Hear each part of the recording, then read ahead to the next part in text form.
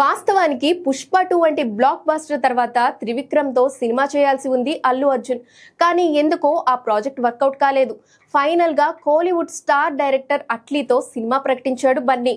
తమిళ బడా నిర్మాణ సంస్థ సన్ పిక్చర్స్ వారు ఏకంగా 800 కోట్ల బడ్జెట్ తో ఈ సినిమాను విజువల్ వండర్ గా తెరకెక్కిస్తున్నట్టుగా చెప్తున్నారు.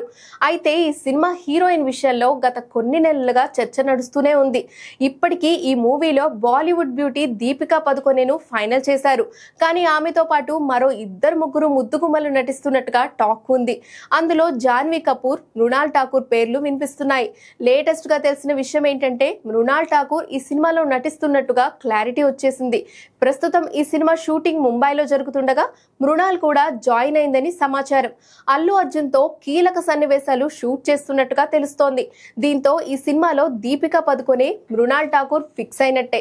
మరి జాన్వీ కపూర్ ఇందులో ఉందా లేదా అంటే ఆమె కూడా నటిస్తున్నట్టుగా తెలుస్తోంది. నెక్స్ట్ జాన్వీ కపూర్ కూడా షూటింగ్ లో జాయిన్ అయ్యేందుకు రెడీ అవుతోందట. ప్రస్తుతం ఈ hot beauty Ram Charan Peddi cinema shooting తో బిజీగా ఉంది. పెద్ది లేటెస్ట్ శ్రీలంక షెడ్యూల్ పూర్తయ్యాక బన్నీ సినిమా సెట్స్ లో జాయిన్ అయ్యే ఛాన్స్ ఉందంటున్నారు.